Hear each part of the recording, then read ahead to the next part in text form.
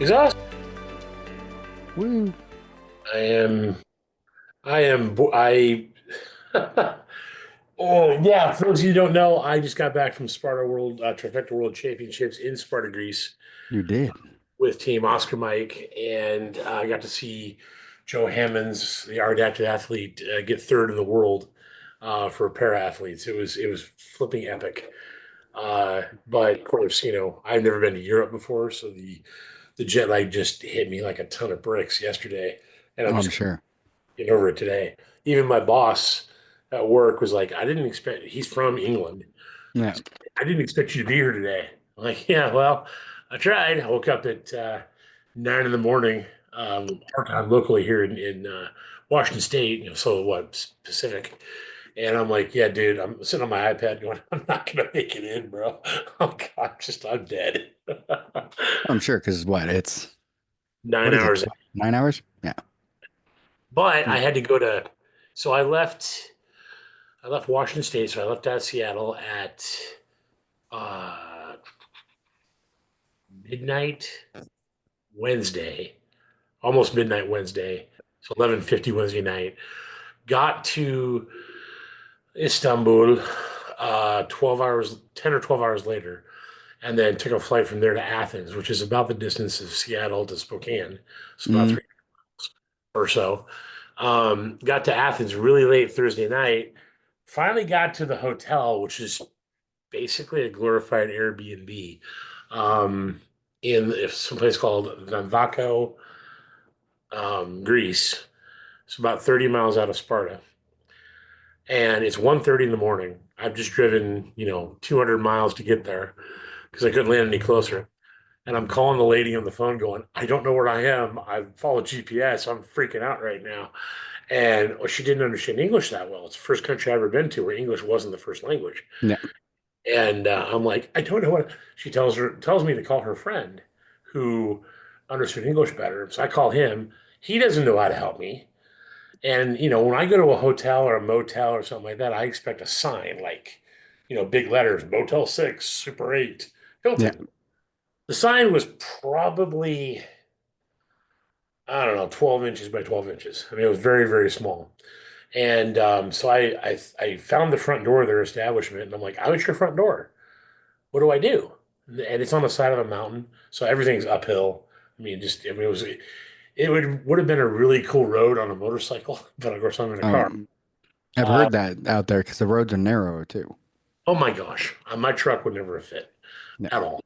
Um, but I thought about it logically. I calmed down for a minute because I've had no sleep at this point. I may have slept an hour on the airplane. And the Turkish Airlines, by the way, freaking awesome. Those guys were, I can't say enough good stuff about them. But finally walk around the building. So walk down the steps, walk across the deck there, walk up some steps, get to the other side of the office, and there's a key in a door. And I'm like, wait a minute. So I look at the room name because it's there on a placard. I look at my phone. I'm like, oh, that's my room.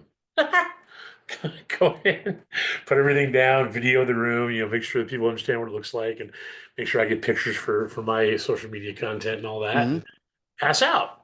Go the next morning and get to the course for the sprint, and um, I mean it was really cool to see like people that I've just read about, like Nicole Miracle Hmm. or and I forgot Gregory. I forgot the guy's name who won world champion. Gregory something. Anyway, people I've read about, people I've seen on social media posts, etc. To actually see him in person, and then like I said, mounted up with team Oscar Mike, and we went out and just conquered the sprint.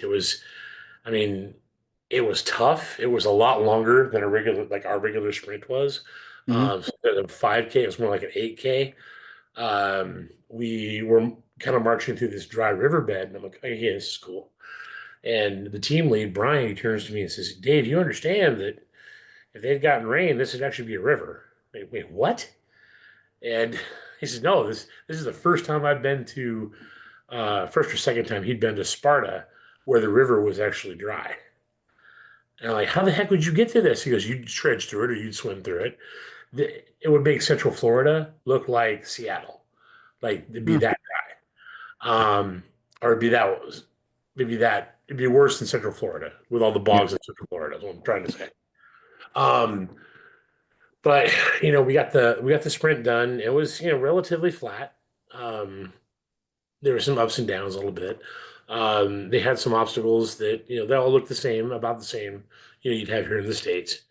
And then of course we went down to the festival, and that's in the city square. And got to see people getting their first place trophies, and got to cheer on Nicole Miracle. She's one of my OCR heroes, Yeah. uh, and I got to cheer her on and see her get her first place trophy. And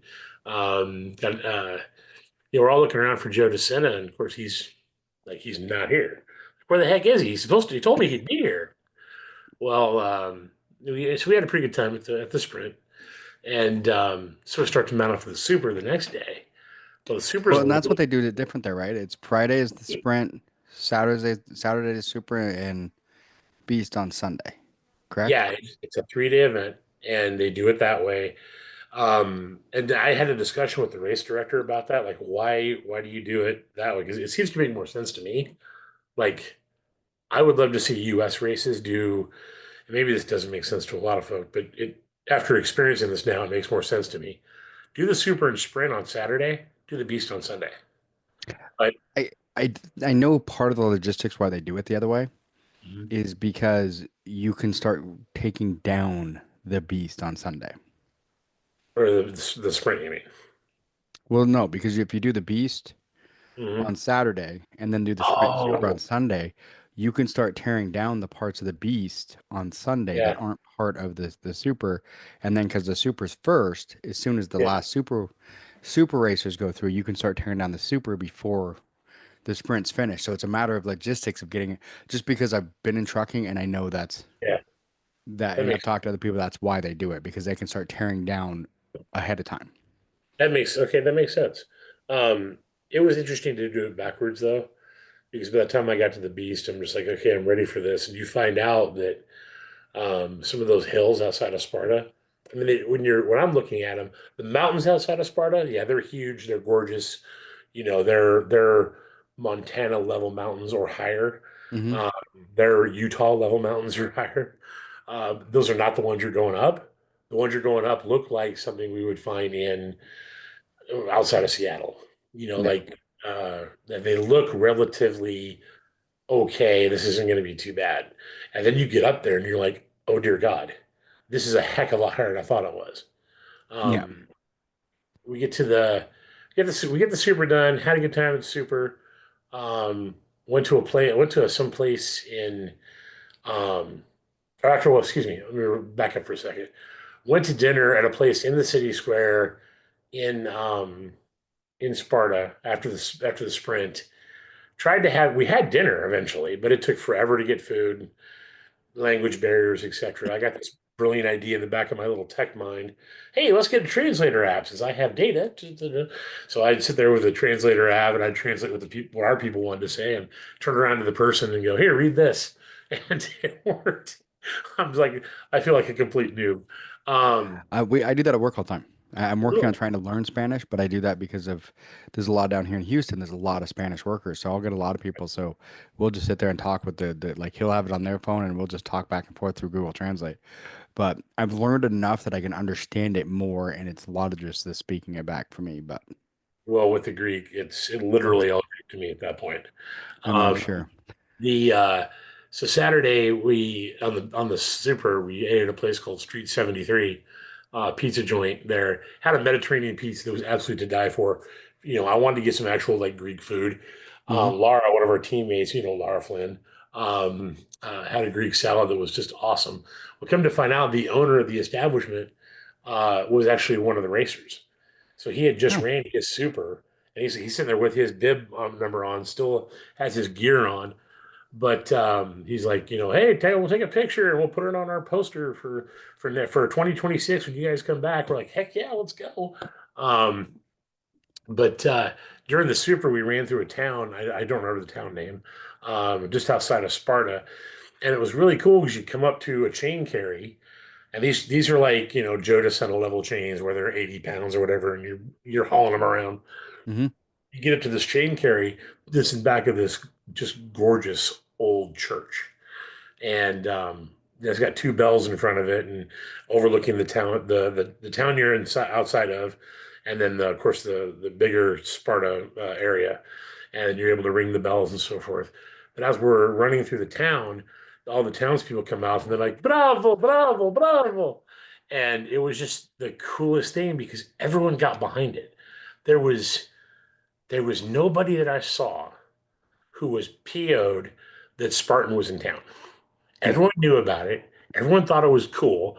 It's not like when I went to Seattle or Dallas or Houston or whatever, and it's like, was Spartan Race? I never heard of that. Everybody knew what was going on. People in Yeah. Athens knew what was going on, and it was really cool to see that level of support for this event. And even talking to townsfolk, they're like, "This brings so much life into our community." Hmm. It's like, we're sorry you're not going to be here next year. I'm like, yeah, well, so am I.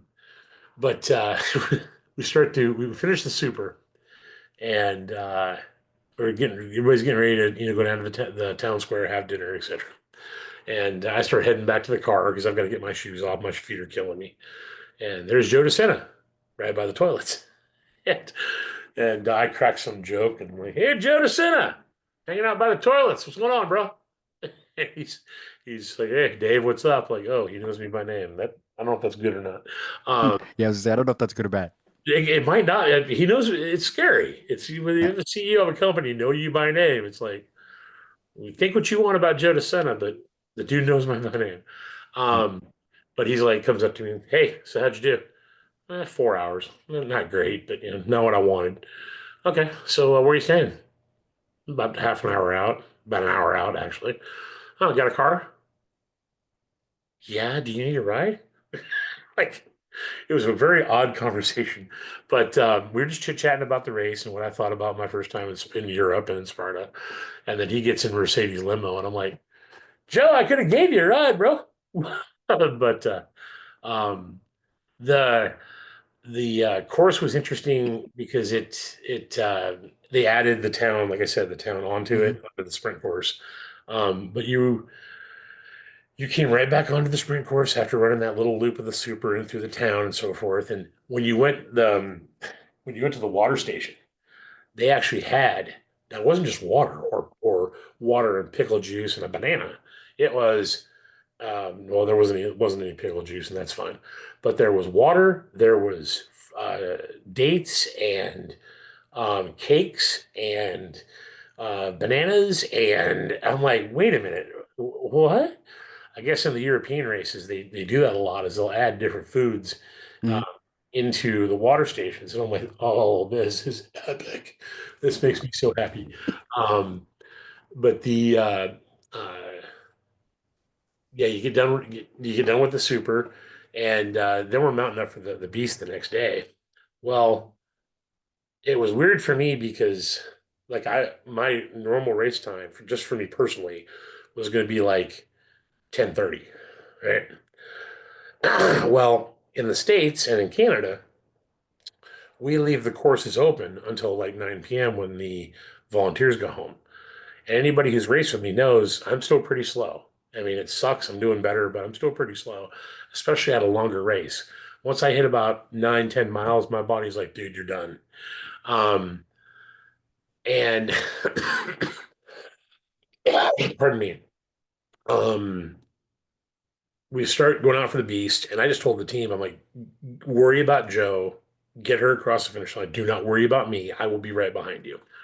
The first two races, I was maybe 20 minutes behind him.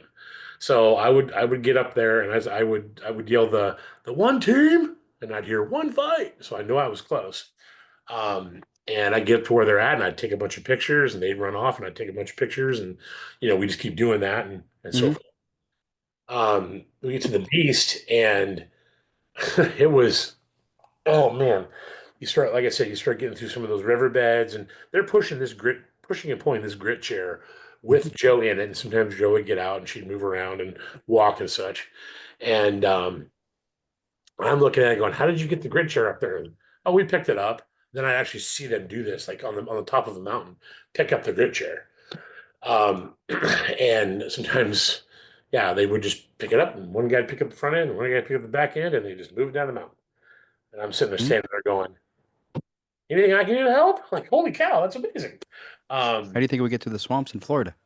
yeah, well, no, I've seen you guys do that. That makes sense to me now. But Yeah, I'm looking at the side of this mountain face going, how the heck is that going to work? And sure enough, get the athlete out, they can walk with help, pick it up, boom, done. say Um, because Joe can walk, so she'll. I mean, oh yeah, it was awesome. I Um, watched her in Dallas go up the just scramble right up the freaking the slip wall. well, one of those events, we'll get back to Dallas in a minute because I do want to talk about Mhm. Dallas if that's all right. But the seeing her in Dallas was seeing her in both venues was amazing. But one of the races in Dallas, I don't remember which one. She walked like 80% of it. Hmm. Now, I want to say it was the Beast, but I don't recall exactly because I haven't slept since then. But or I may have slept since then. But she walked like 80 or 90% of the Beast, or of that race wasn't even in her chair. And it's like when we were in Dallas, Brian Lee, our team lead, he said everyone gets to have a time in the chair. And I'm like, what? Is everyone gets to experience what Joe goes through?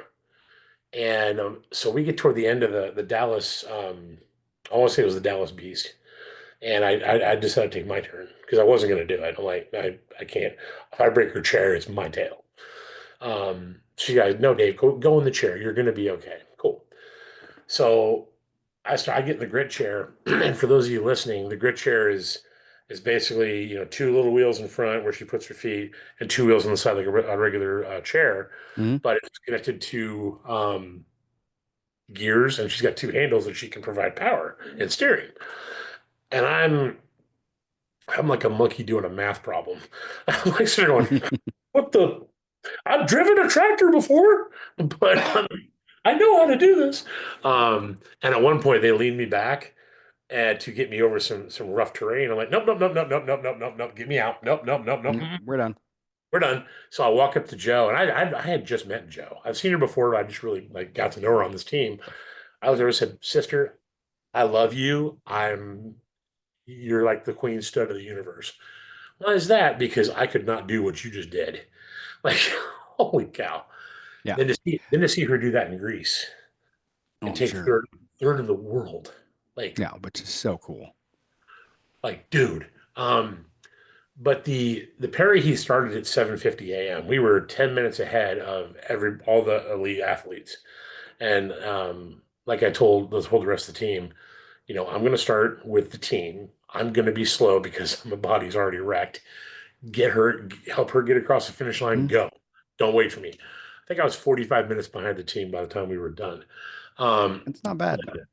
Yeah, so it's not terrible. But like I said, I'd catch up, take a bunch of pictures. They'd run off, or I'd get ahead while they were waiting for folks, and I'd take a bunch of pictures as they passed me. And uh, the At one point, we had just left like the second spear throw. They had a log carry in this one, which was like a kilometer long. The guy there told me just to keep going, and I'm like, okay, because he saw my black headband. One guy running competitive goes, "You forgot your log. You should go back and get it." And I'm like, I don't know what you're talking about, so I didn't do the log carry. They have an event there. Or one of the obstacles is a um, marble carry, and you literally pick up a brick of marble that is mined at Sparta, and you carry No. it for X amount of distance. You can only do it at Sparta. So I'm talking to the race director, and I'm looking at the brick, and I'm like, okay, let's get it. Body's wrecked at this point. I'm already dead to rights. I try to pick the brick up, and I'm like, okay, dude, I'm gonna drop out on my head. Can I just walk? He's like, dude, just go. You're coming. Just go. I'm like, okay, thank you. I love you, man. Of course, then I asked him if I could ship the brick home and make stuff out of it, but that didn't go over well.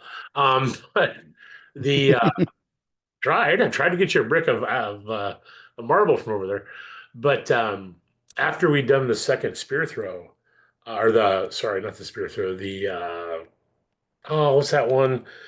You got the big concrete ball with a handle on it, Atlas ball? Oh, no, no, no. Farmer carry. No, no, no, no, armor. no. Armor. You got the chain in the middle and the handle. Yep, Um, armor.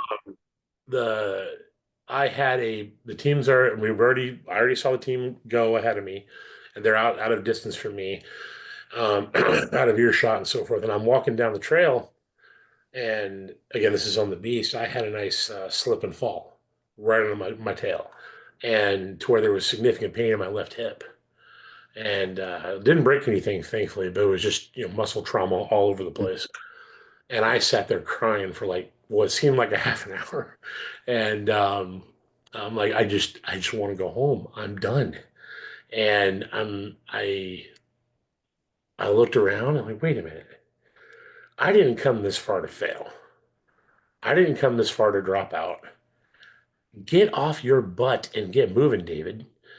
So I stand back up.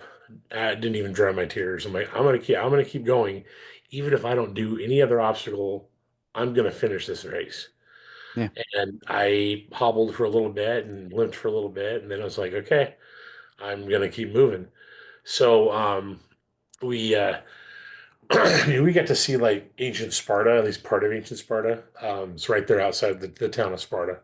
Got to see the wall where all the names are etched for Spartan world champions, which is kind of depressing because it's kind of in an alley in Sparta, which is it's on a big metal plate, a couple metal plates. They just pop your name in there. But Um, it's still there. it's still there, yeah. And it's just, but you see all the graffiti next to it, and it's like that's kind of depressing, but whatever. Um, the what is it? Hercules hoist doesn't use sandbags. They use basically a metal plate with a tire around it, and it's connected to a big rope. And I just sat there and rode that thing up, and I got stood up and did it. And people are looking at me, like, "Isn't that heavy?" I'm like, no, it's way heavier in the States. God forbid it gets wet. But Yeah.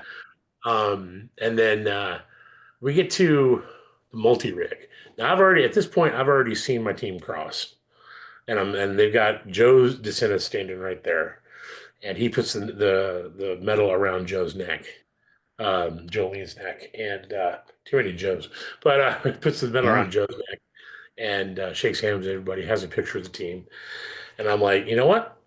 That's cool. Great. That the mission's done. I'm going to keep going and get my rest of myself done. I get to the multi rig.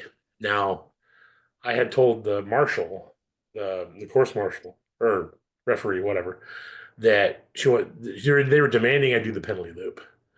And I'm like, well, I don't really have to do the penalty loop because I'm open wave. So, and I'm not even attempting this obstacle because I know I don't have the grip strength to do it. But I wasn't going to argue either. So during the sprint, I did it, the penalty loop. During the B or the super, I told her I would do the penalty loop tomorrow twice because I just no gas left in the tank. Well, I get to the multi rig, and you come down the streets of Sparta, and you get to the multi rig, and then you turn back around and start heading back to the finish line, and get to the multi rig, and she starts she's like, "Hey, how you doing? Here's the penalty loop. You get to do it twice." I'm like, I hate to break a promise, but there's no way I'm going to be able to do that loop. I've had a significant fall. I can barely walk. I have to cross that line. She goes, well, but I know I promised. I'm going to have to, I'll do it for you 4 times in 26 when I come back. And she was so gracious and so caring and made me cry. There was, you had to go take a log and grab a hold of the log, do a log carry to a wall, go under the wall, and then come around these barriers and then come back under the wall. You had to do that a series of 4 times before you finish that penalty loop. She goes, come with me, grabs me by the arm very gently, leads me through the barriers on the one side of the wall, and goes, okay, you're done. You can finish now. I'm like, oh, thank you. Um, so then I, went and did the rest of the stuff, and I crossed the line and met up with the team, and I start to head back to the car. And then, I mean, they put a lot of money into World Championships. It's a whole different experience doing the whole race there in Sparta. Um, but I'm heading past the A-frame, which is on the other side of the street as you're coming to finish the event. And I just shout out top of my lungs, "This is Sparta!" And everyone went just just ate. They just started laughing and cheering, and it was great. Of course, went back to the car, got myself changed up, and got some gas in the car. Went back to festival, etc. And then we just kind of got some. By the time we tried to go get dinner, I get to where the city square, and like pretty much everybody's head is on the table, and they're all falling asleep. We got pictures of it too. Um, Everyone's dead right. They're just dead tired. But we went to closing ceremonies and awards and all of that, and they got the para athletes up on stage, and I'm sitting there in the secured area, the behind the barrier, for stage and whatnot. Hmm. And before this, we are talking to Joe, and talking about like they ran out of finisher T-shirts for World Championships. And he's like, "Yeah, we're gonna get him. How many?" He's asking for our advice and so forth. I'm like, "It's a supply chain. I get that. Just get us our shirts. I understand." Yeah. Um, and uh,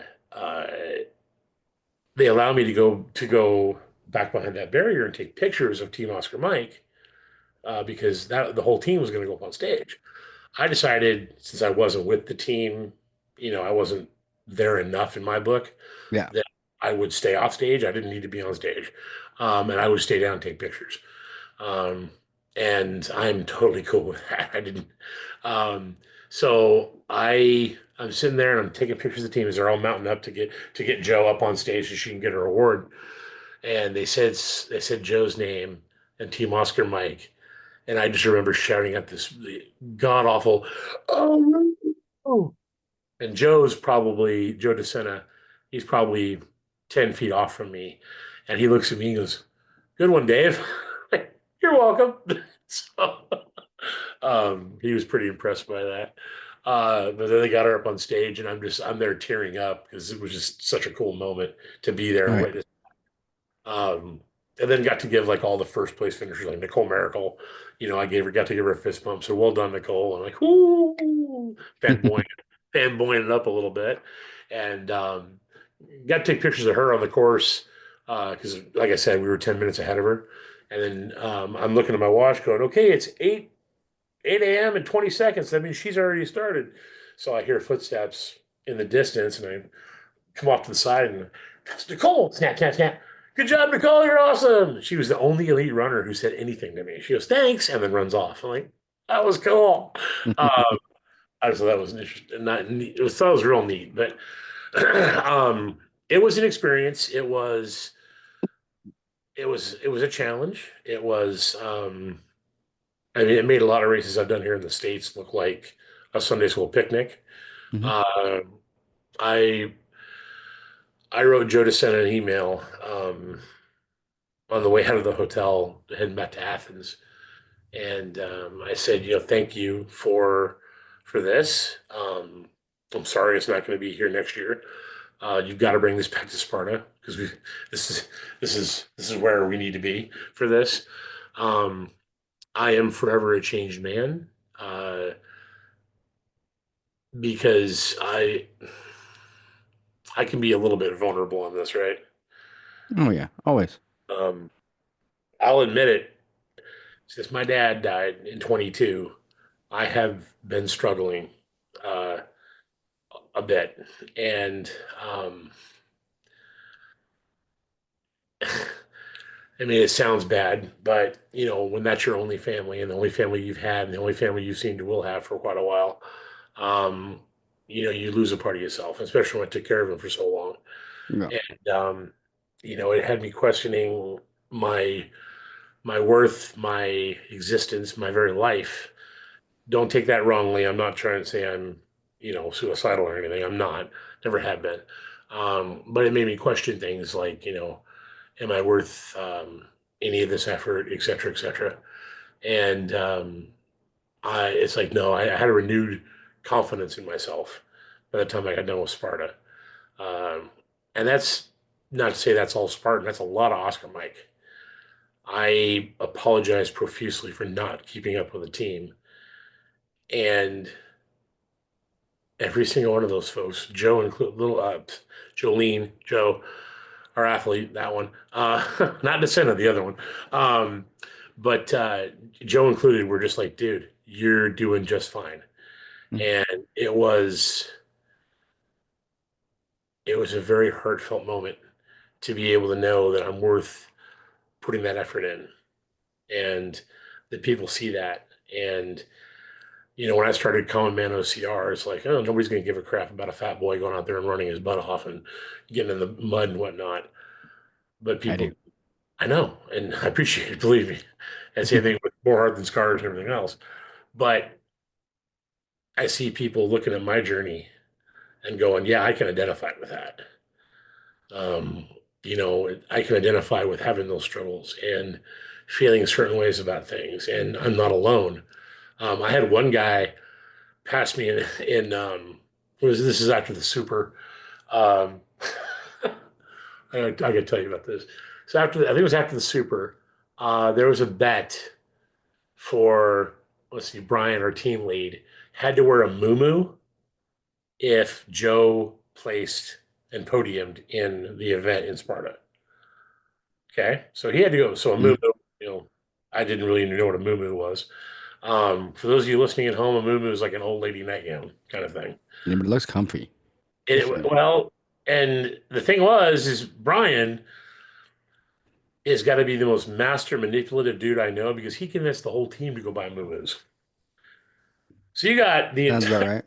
the entire team except for me because I didn't have the guts to do it, including Joe. They all go buy muumuus, and we're walking in downtown Sparta, and they're all wearing muumuus, and people are like, "What the heck?" But we're Americans. Don't worry about it. Mm. Just Damn Americans.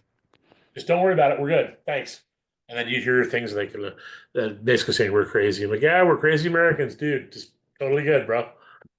So, uh, but yeah, it was definitely an experience, and I'm glad to be, part of More Heart Than Scars now, part of Oscar Mike, and it just meant a great deal to me, to be able to be there and help as much as I could. And then the same thing in Dallas. Dallas was an experience as well because I think they found the only spot in Central Texas that really was. I didn't.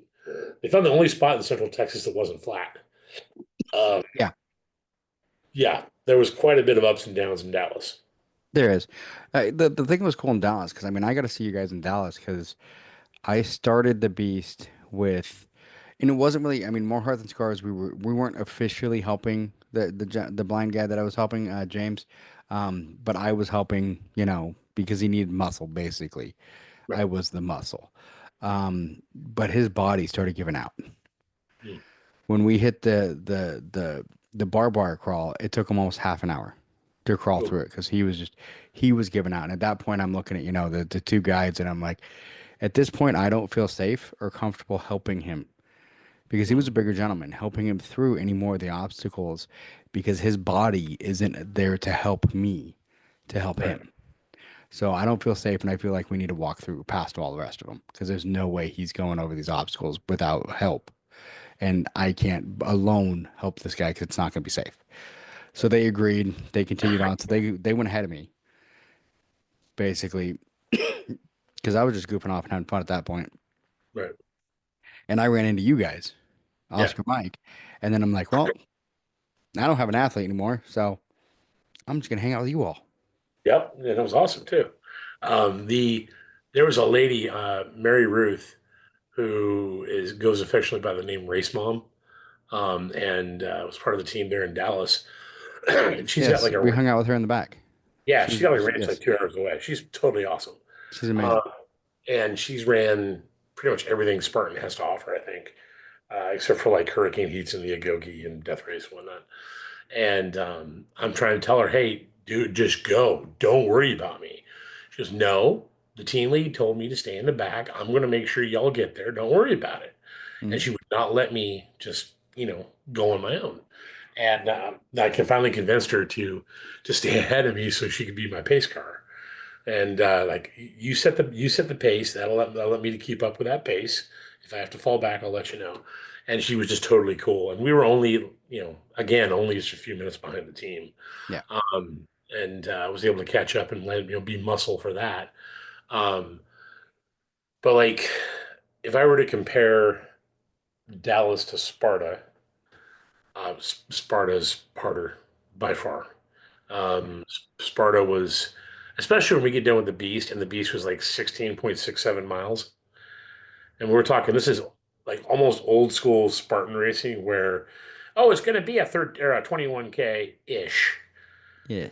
It was no ish. So I talked to the race director or one of the race directors about that, Thomas. I'm like, you're the guy I got to talk to.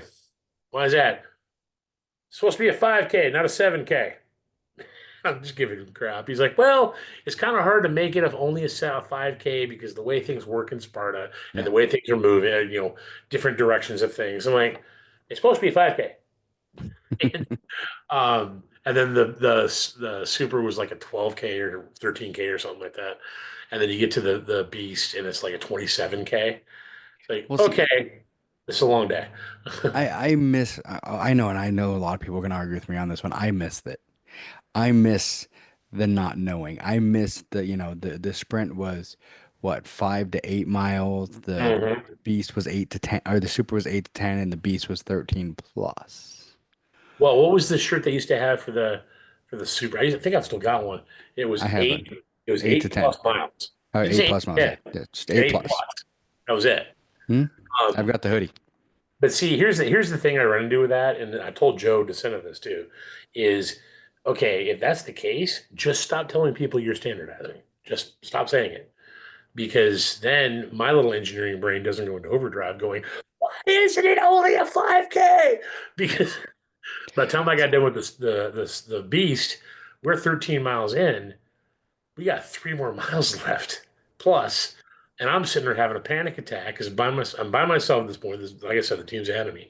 I'm like, where's the finish line? Why aren't we done yet? And And see, that was some of the fun on the old ones because you never knew.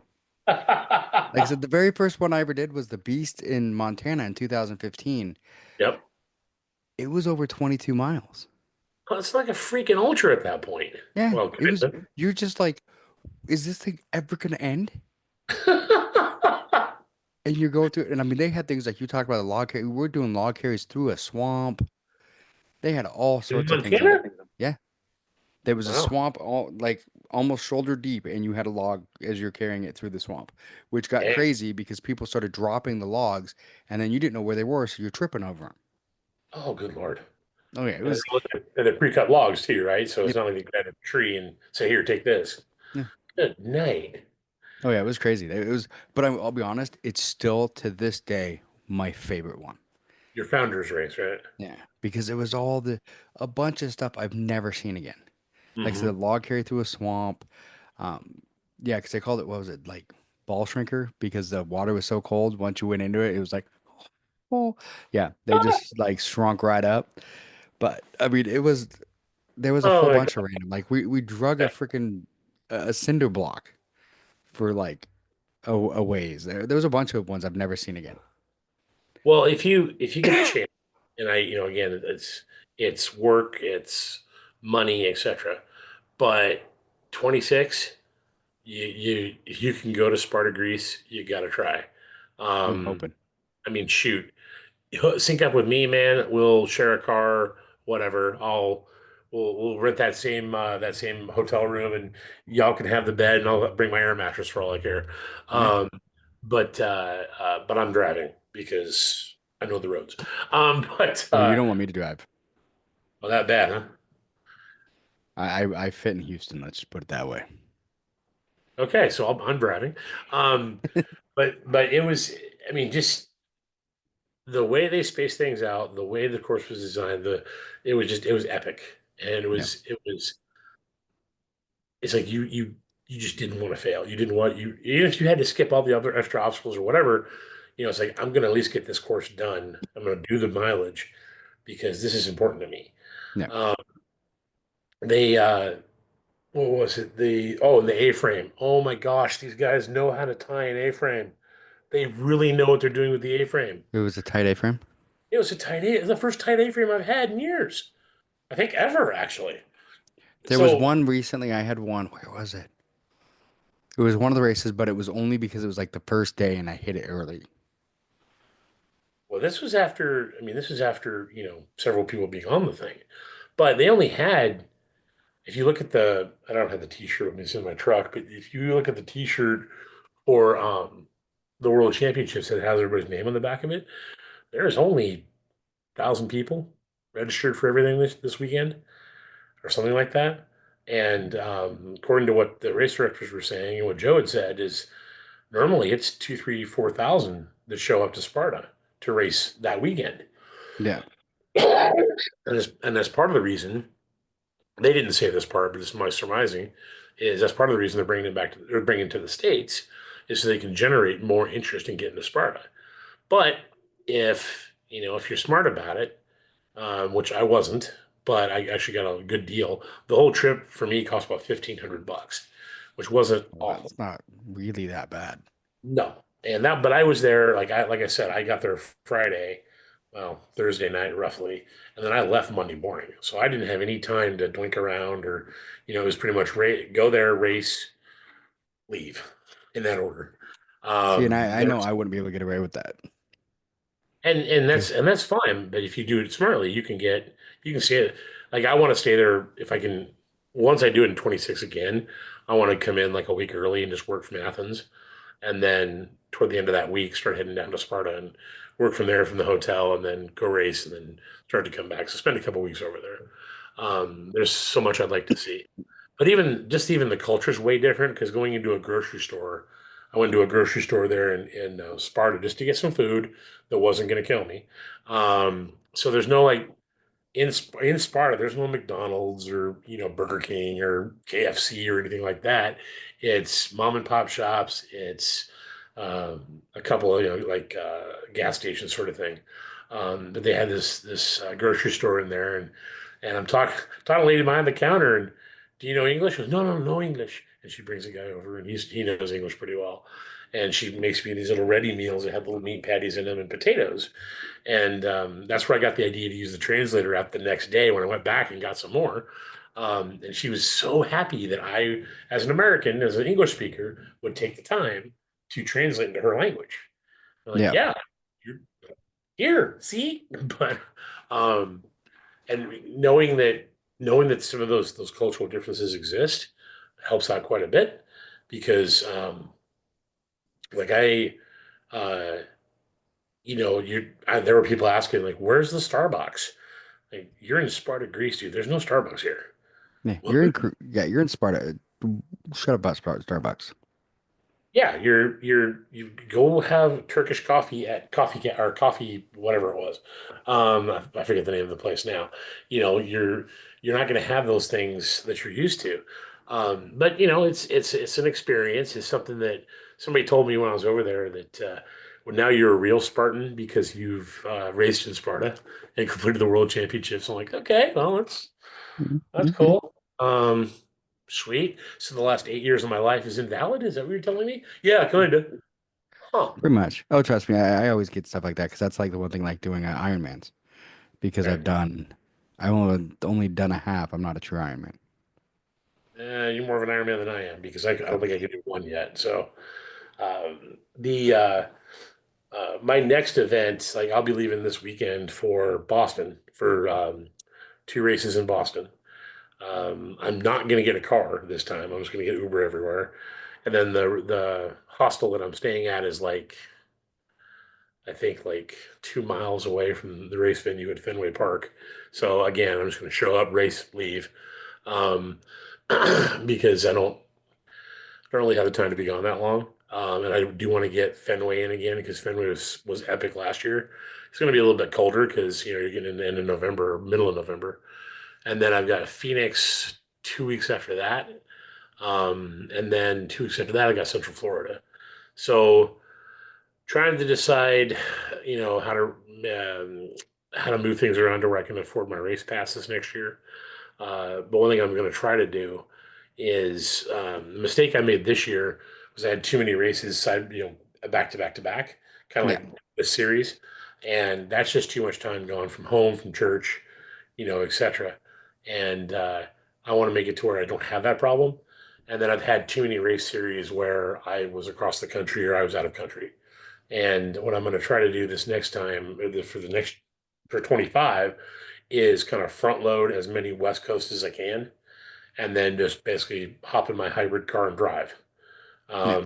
If I can do that it takes me 12 hours to get to San Francisco. If I can go 4 more hours and get to LA for the SoCal trifecta weekend, terrific. I'll grab somebody to go with me for the weekend, and they can drive me home. Um, and then be able to do it that way. And I don't know if that'll save money, but it'll certainly be less cost than getting an airplane ticket and a hotel room and a rental car and gasoline and blah blah blah. Um, and The then other break. thing to do is talk to Boggs because Boggs is going to be start doing a lot more West Coast, more Heart Than Scars races. So he'll Okay. be driving the trailer with the wheelchairs.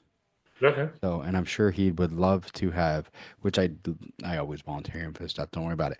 But he would love to have company in the car with him so that he's not just like driving by himself. Like, yeah, Yeah, I could do. That's a good point too. The one thing I learned on this trip too was, or I learned a lot, but one thing I learned on this trip too was, if you can share those expenses with folks, like you said, that time with folks, do it. I'm so used to traveling by myself. I'm so used to not letting people worry about me and not having people be concerned about me that I'll just go rent my car and hop in my car, do what yeah. I need to, etc. But if your mission is to, I mean, get over yourself. This is me talking now, because this is me pointing fingers at myself.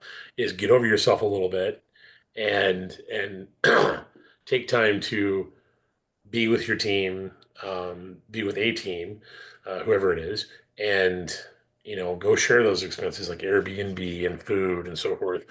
And don't try to take it all by yourself. It's just like being on the race course. You don't have to do it all by yourself. Oh, And yeah. people think You that, don't. oh, running a Spartan, I can do all by myself, and I can do all the burpees, and I can do all this and all that. No, you really don't. You can go out there, you can have a good time. If your headband's not red, la di da. You know, And you're but missing out on a great experience oh of doing yeah. it with other people and friends. I know when I first started doing it, it was with the Beast OCR, and there was a lot of us that would travel to like Montana and some of these other races. So a lot of times we'd be like, "Hey, I'm heading over Thursday. If you want to ride, hop in. You know, me and Amber are going, and you can just ride with us, and we stop and we'd always leave like Thursday after work. We would stop in, I think it was Caldwell, Idaho, Hmm. or Sandpoint, Idaho, right in there somewhere, and we would get a hotel. It's like we'll get a double bed, whatever. Hmm. Then next morning, get up and drive the rest of the way. So I mean, we took people with us all the time, and it was just a lot more fun, I think, in a way, because then you had that whole different experience, that road trip experience with friends and everything else. And I think that is one thing I miss after like 2020, all of that ended. Unfortunately. Yeah. I think with one thing I am going to try to do this year as well as next year is I'm going to take my, because I've got three Harleys, and one of them is an adventure bike. You've seen that one roll Hmm. across the country. I'm going to try to take my adventure bike to some of these events, like the Seattle Trifecta weekend, the Seattle North weekend in early next year. Is if I can front load some of that with just my bike and put my gear in my bike and rent a hotel room over there or whatever, and then of course camping. If I can hop in the car and put all my camping gear that I have on my motorcycle in the car and go grab a KOA spot, I'm good. Legs are probably going to hurt for a little bit, but okay. And it's cheaper to get a KOA spot for a couple days than it is to rent a Motel 6 or a Hilton or a Super 8 or whatever. Yeah. Um, I wish Spartan would be able to allow us to camp on site, but then you get a whole thing of like kind of what happened at Dallas when some people destroyed the venue or like trashed the venue.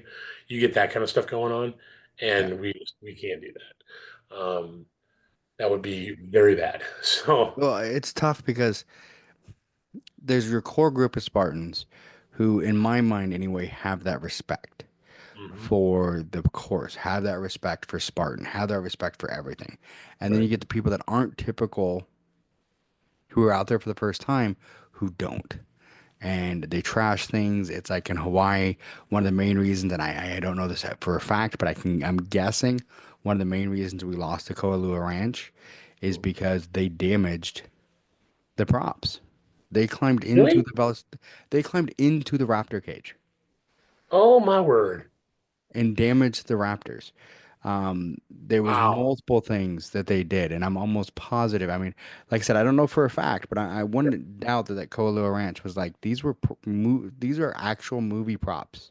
Yeah, they were Jurassic Park stuff. Yeah, Jurassic Park stuff. They had the skull from Skull Island. There was multiple things that were damaged, What was the especially same the thing last with year. Shingle?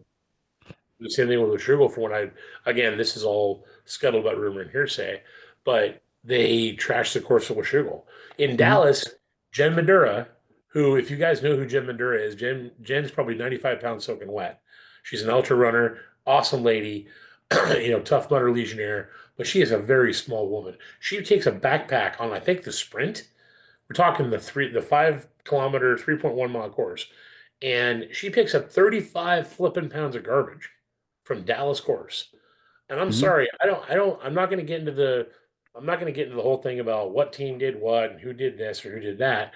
But if you're leaving 35 pounds of crap on the course, and we're talking garbage, not clothing, that's easy to Yeah, pick up. Crap, garbage.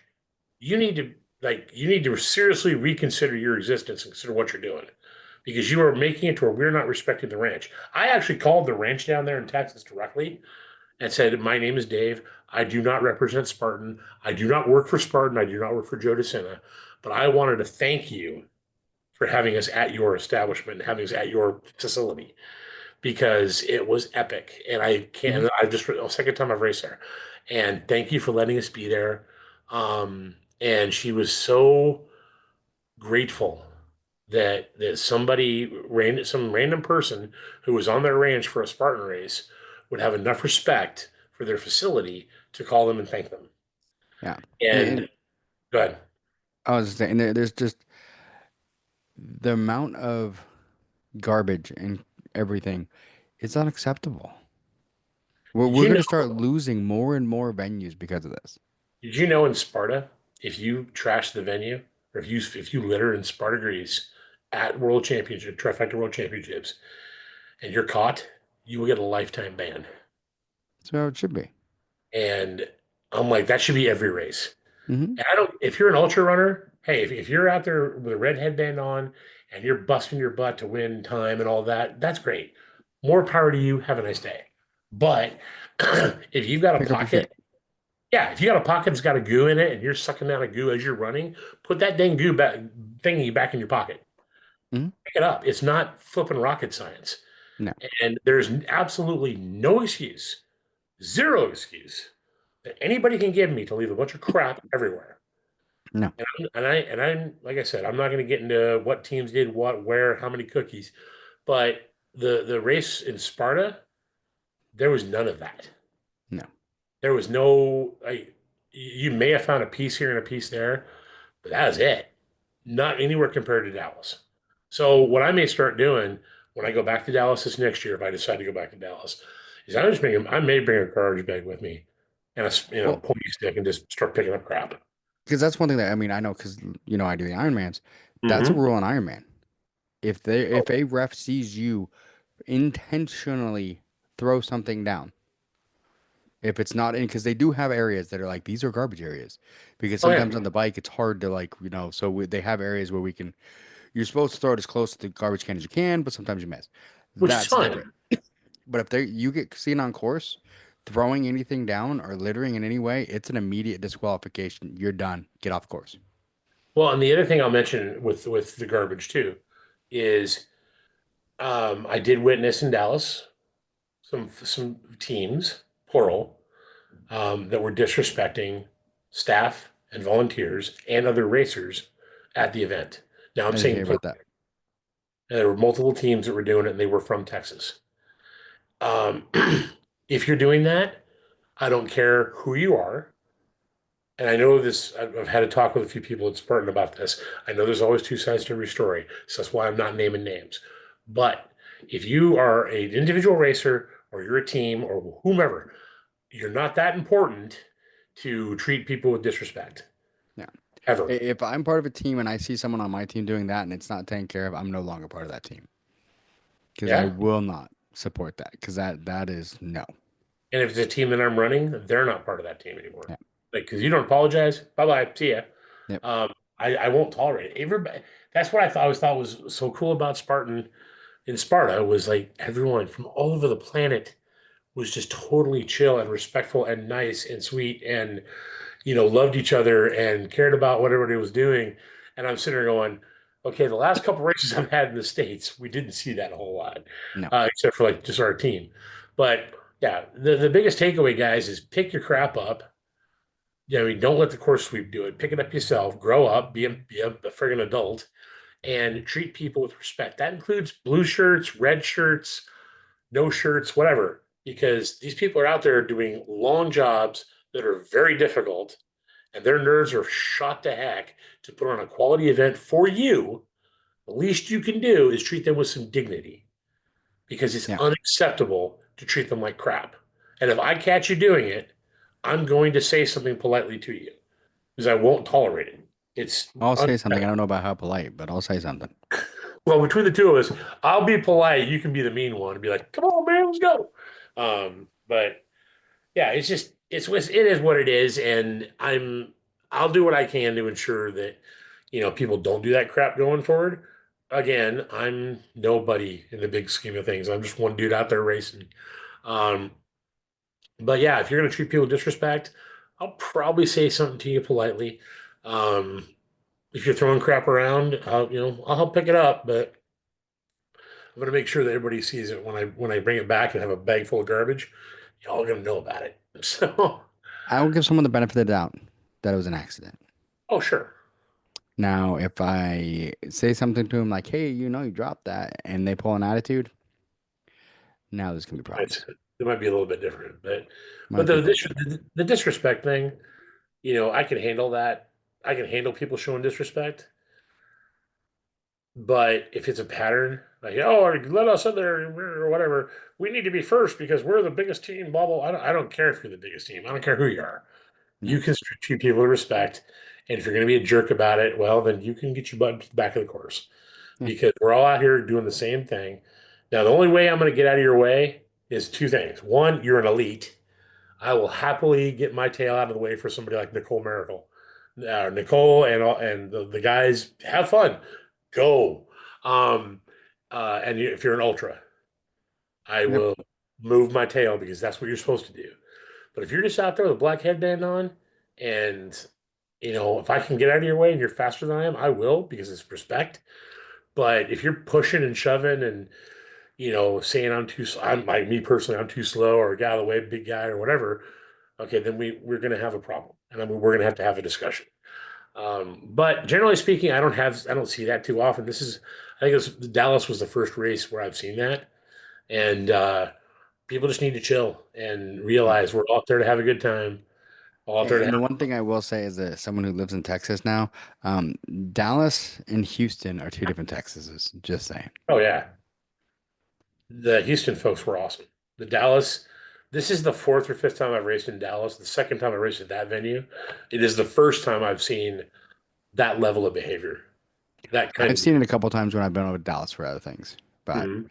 I mean, look at their football team. What do you expect? Well, I mean, they're all just. Hey, you know what? I thought about next time I go to Dallas wearing my Seahawks jersey, but somebody told me they'd beat me up. I'm like, have fun with that. They can't beat you up if they can't catch you. Just draw an end zone around you. Well, the last time I raced in AT&T Stadium, I'm in the end zone for the Cowboys. I'm like, or I'm in the end zone for the opposing team, right? And we're doing the Atlas Stone carry, and I'm like, this is interesting. Why is that? I'm in the end zone. Cowboys have been here in years. No. Nope. Any stadium, any football stadium that has a Walmart across the street, I just worry about that team. But anyway, that's neither here nor Yeah, you know. there. Well, hey, I got to run. I got to get to an appointment, but it's All been right. awesome talking to you, brother. It's And always awesome talking to you. Let me know let's when you want to talk again, and we'll talk a little bit more about everything. sounds good, man. I'll talk to you later. All right.